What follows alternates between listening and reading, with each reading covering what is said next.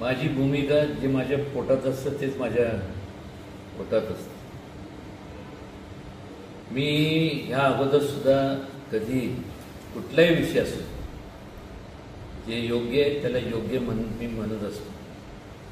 कोणाला त्याच्या परिणामाला मी कधी मी घाबरत नाही. आणि वस्तुस्थिती जर म्हणजे वस्तुस्थिती मी खरं सांगतो, म्हणजे उगीच काय कोण काय म्हणते, पण माझी प्रकृती बरी नव्हती. आता ह्या अगोदरच्या प्रत्येक ह्याला मी ॲडमिट होतो म्हणून मी जाऊ शकलो नाही. परवा दिवशीच मला डिस्चार्ज मिळाला, नाहीतर मला काय ह्याच्या अगोदर मी अंतरावलीला गेलोच होतो ना. ज्या ज्या वेळेस कुठलंही असेल, हे मराठा आरक्षणाचा विषय असू दे नाही तर कुठले कोणावरती अन्याय होत असेल तर नेहमी प्रत्येकाला माहीत आहे, नेहमी धावून जातच असतो. केवळ आरक्षणाचा मुद्दा आहे म्हणून मी म्हणजे गेलो नाही, तर त्याचं कारण मी काय आणि निश्चितपणे शासनाने लवकरात लवकर ह्या सगळ्यांनी त्याच्यावर तोडगा काढावा. जास्त तपशिलात जाण्यापेक्षा शासनाने ह्या आंदोलन करणाऱ्या जे आंदोलन करतात आहे त्यांची जी काय जे प्रमुख आहेत त्यांच्याशी चर्चा करावी आणि लवकरात लवकर त्यांना मार्ग काढावा. तुम्ही मुख्यमंत्र्यांशी काही चर्चा करणार आहात याबाबत, किंवा तुमचं काही बोलणं झालंय याबाबत तोडगा काढण्याच्या संदर्भात? मी सांगतोय ना, डिस्चार्ज मिळाला. त्यामुळं माझं यांच्याशी तसं म्हणजे बोलणं झालं नाही.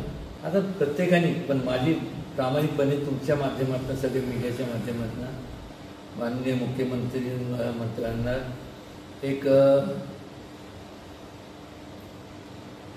विनंती करणार आहे मी की जे आंदोलन करते आहेत त्यांचे जे काही बाकीचे जी काही टीम आहे त्यांच्यावर लवकरात लवकर त्यांच्यावर बसावं, त्यातनं तोडगा कसा काढता येईल, ते कसं बसवता येते आणि त्यातनं मार्ग लवकरात लवकर निघेल ही प्रत्येकाची अपेक्षा आहेच. ते झालं पाहिजे. एक लक्षात घ्या, हस्तक मी आता जे कोण बोलले मला काय कोणावरती म्हणजे नाव घेऊन मला काय मोठं करायचं, संपूर्ण महाराष्ट्राला माहिती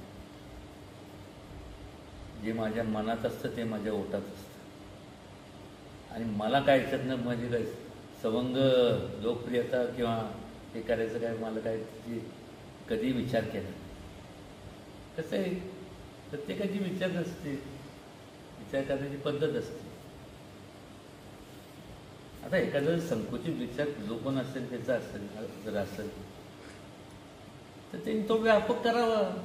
देवाने सद्बुद्धी द्यावी त्या अशा लोकांना की जरा आपलं जरा ब्रॉड माइंडिंग थिंकिंग केलं पाहिजे.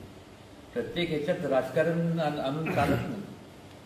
आज जर त्या ठिकाणी जे कोण बोलले असतील तर ते आत्ता जे त्या परिस्थितीत हे जे राहतात आहेत मराठा समाजात किंवा कुठल्याही समाजातले असतील, कुठल्याही धर्मातले, जाती धर्मातले असतील, त्या तिथे असं बोलले असते